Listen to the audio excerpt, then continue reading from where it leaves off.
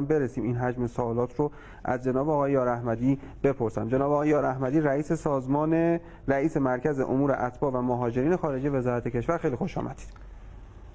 بسم الله الرحمن الرحیم.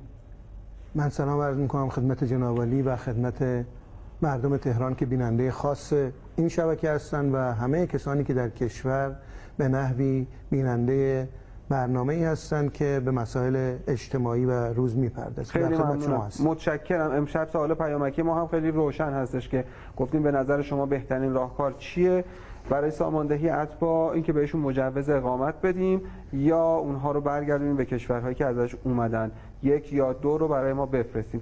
آقای یار احمدی، اتباع مجاز و غیر مجاز تعریفش چی میشه؟ اول از همین سر تعریفش شروع کنیم. در همه دنیا کسانی که با یک سند هویتی مشخص و مورد تایید دولتی که این افراد جزو تبعه اون کشور محسوب میشوند و با استفاده از روادیدی که معمولا در اختیار گذاشته میشود وارد کشور دیگری میشوند، تبعه مجاز، و کسانی که فاقد این مشخصات هستند تبعه غیر مجاز تعریف می شوند. در کشور ما به خاطر شرایط خاصی که در منطقه بوده و جنگ هایی که در شرق و غرب ما اتفاق افتاده، بسیاری از افراد بدون سند هویتی و بدون اینکه یک برنامه مشخصی برای ورودشون داشته باشند وارد کشور ما شدن.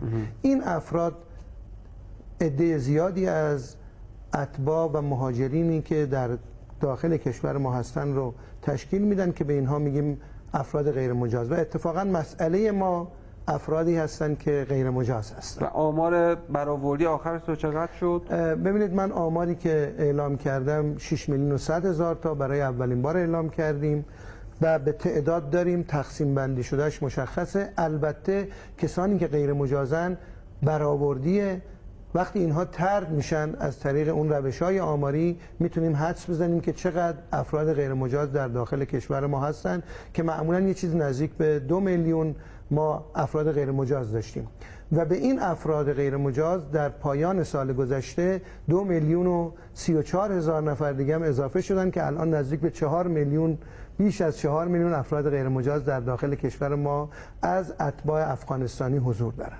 چرا سال گذشته 2 میلیون اضافه شدن؟ به خاطر اینکه در سال گذشته ما یک برگه های موقتی رو که طی 8 سال گذشته به این افراد داده بودیم رو با اعلام قبلی که به همه اینها گفتیم و هشداری که دادیم